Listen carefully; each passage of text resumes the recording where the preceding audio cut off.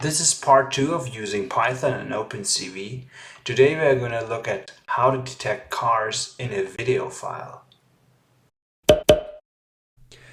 So I just looked on YouTube for something like highway traffic and found this one here from India, 50 minutes of heavy traffic noise in India.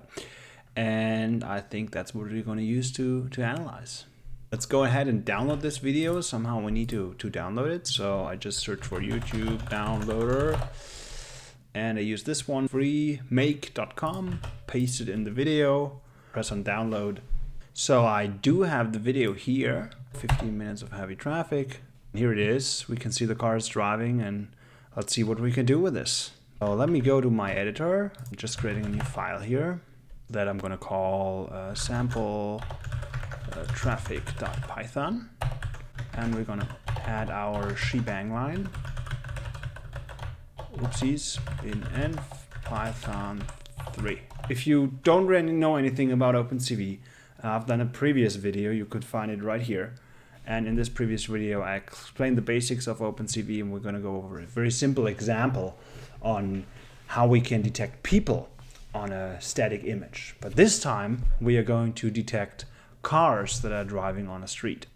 To use Python and OpenCV, we first need to import OpenCV, that's import CV2.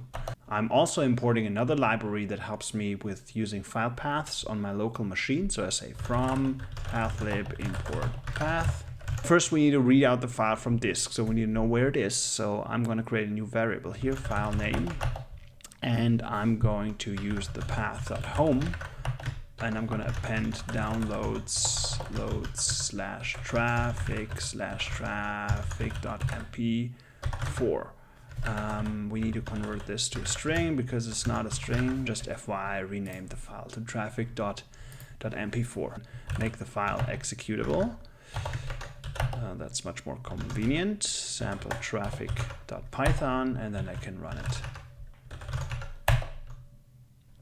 So the next thing we can do is read in the video. This time we're not using the method cv2.imRead, but we're going to use another method called video capture. So we say cv2.videoCapture, and we're going to use the file name as a path, and we get back a capture file. So let's store the file and rerun it again. We don't have an error, so that's good. We've read in the capture file now successfully.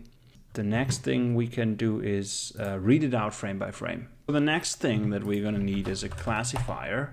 So I googled a bit around and found a classifier for cars.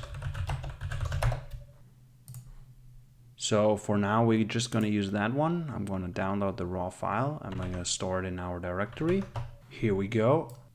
That's our cars.xml classifier. I'm going to load the car classifier. For that I'm just going to create a new variable here that stores where the classifier is.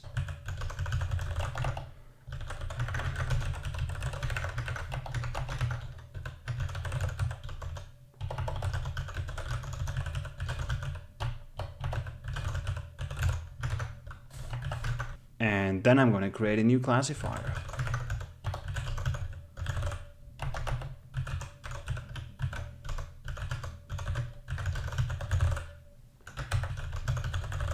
Let's see if this crashes. No, it doesn't. Nice. We are going to create a while loop, and in each iteration we're going to read out the frame of the video, and we are going to run our detection algorithm on the image of the video, but now with our cars classifier. So let's go on and do that. We say while true, just an endless loop for now, and we're going to read out the image. Next, we can run our classifier on it.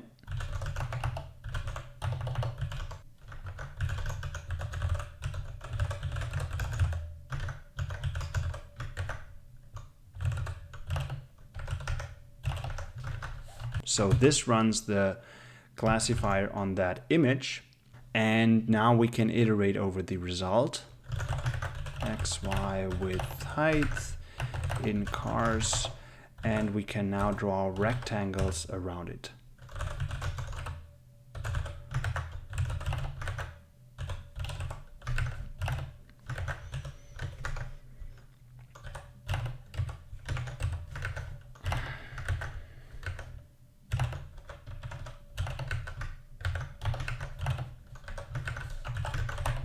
Next, we can just show the image.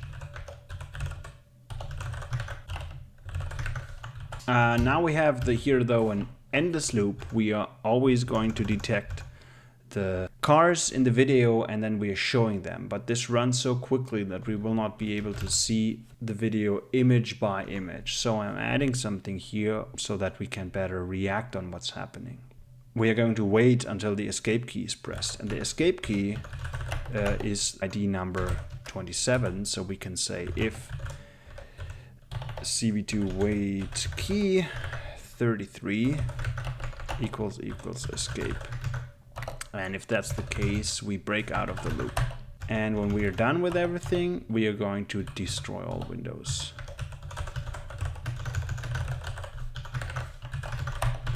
Let's rerun this.